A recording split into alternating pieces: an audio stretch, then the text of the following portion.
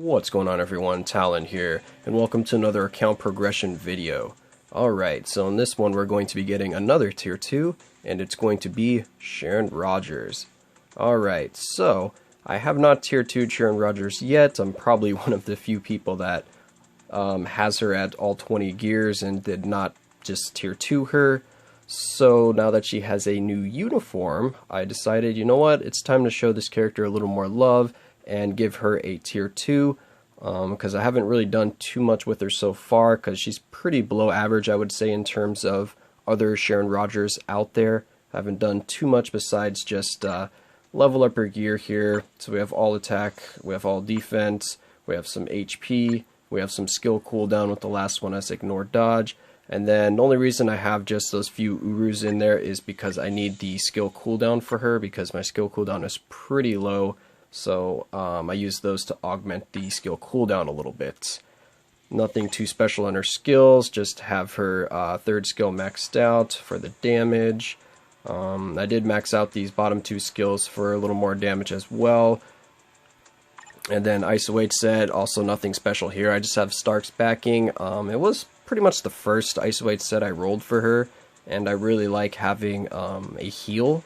So I kind of just kept it, but definitely don't need to have Stark's backing on Sharon Rogers, especially if your Sharon Rogers is at max skill cooldown. Then you can pretty much be immune to damage most of the time, using the iframes on some of the other skills to cover the downtime between immunities. So I might change that out depending on how she plays after I tier 2 her. We will see, but as of right now, I just really enjoy having that heal. So let's see what else we need to go over here. So we have the obelisk. Also, I think this obelisk is pretty decent for Sharon Rogers because she doesn't really need immune to guard break because she has super armor. So that crit rate gives her a little extra DPS. All defense gives her a little extra survivability. And then we have a damage proc. I'm just really sad that the damage proc was the lowest you can roll, 100%. I would have liked that to be anything higher than that pretty much. But besides that, another really good kind of obelisk to put on Sharon Rogers is a damage immunity obelisk. I was kind of tempted to put this obelisk on her, give her a little more ignore defense, and then give her that 4 seconds of invincibility. But right now, I kind of like having that damage proc, especially since I have Stark's backing as my ISO 8 set, so I'm getting a little less damage from my ISOs that way. So yeah, let's just look at the details real fast.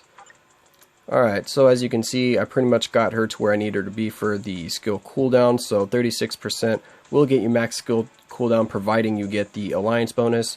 So right now I don't have the alliance bonus, so that's kind of why I was trying to bump up her skill cooldown as much as I could so that I can keep her immunity up most of the time. My ignore defense is getting pretty close to max. If I do some ignore defense Urus, I can probably get that up to max. Besides that, I think I just have like 1-star defense, ignore defense Urus in her right now, just as placeholders, so that I could augment the other Urus or enhance them, whatever it is called.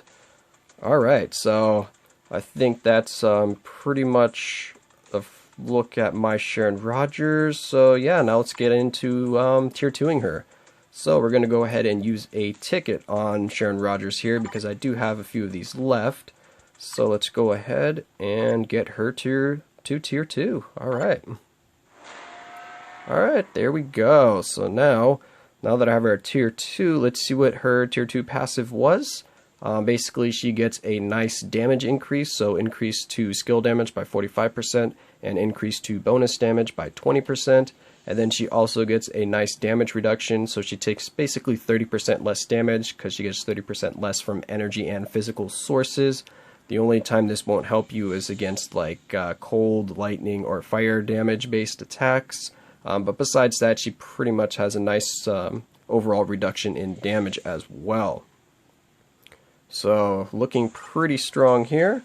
Alright, thank you.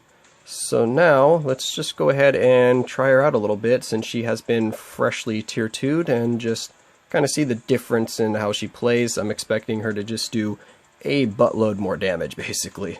So let's go ahead and see what that looks like.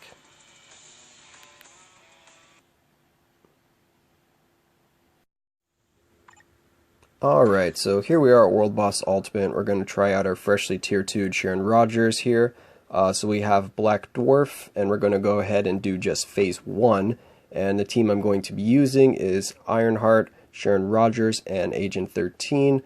And we're using Ironheart for her leadership, and then we have Agent 13 for the team up bonus, which is basically skill cooldown and dodge for Sharon Rogers and Agent 13. But the main reason that you want to use this combo is that the co-op skill is going to be the third skill. So every time I hit the co-op skill, I'm going to get that extra damage immunity by using the third skill, which is really nice because there's not a complete cooldown period where I can keep up the third skill indefinitely without taking some damage in between. You try to rotate, of course, through some of your iframes. The second skill is a good way to avoid some damage while you wait for that last second for the third skill to cool down.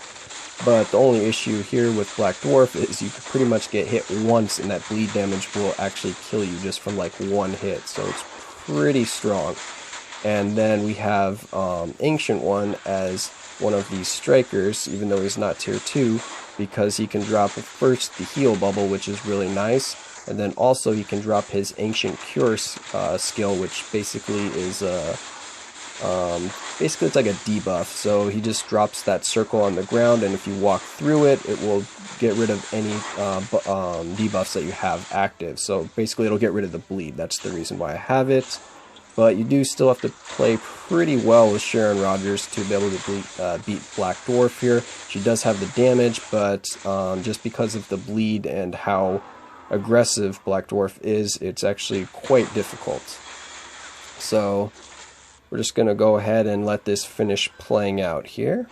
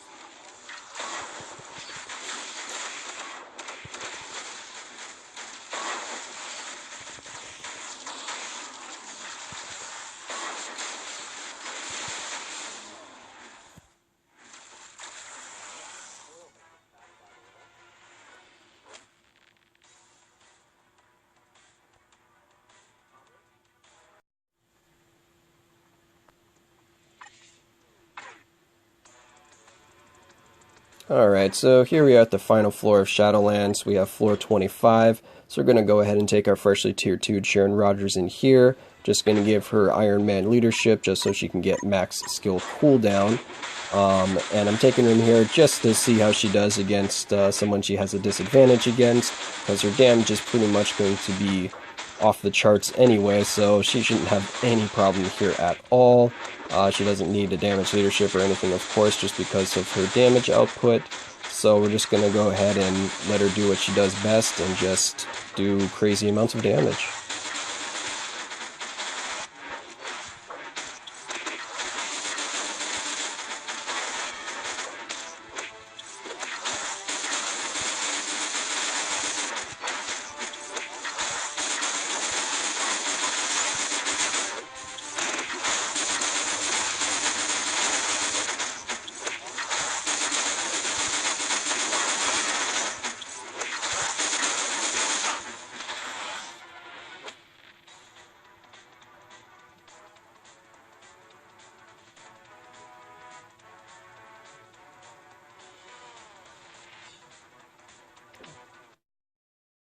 Alright, so that was Tier 2 Sharon Rogers, the newest addition to my Tier 2 roster. I'm quite pleased with this new addition. Sharon Rogers is extremely powerful. I mean, she's even powerful at Tier 1, so it's no surprise there that she gets even stronger at Tier 2.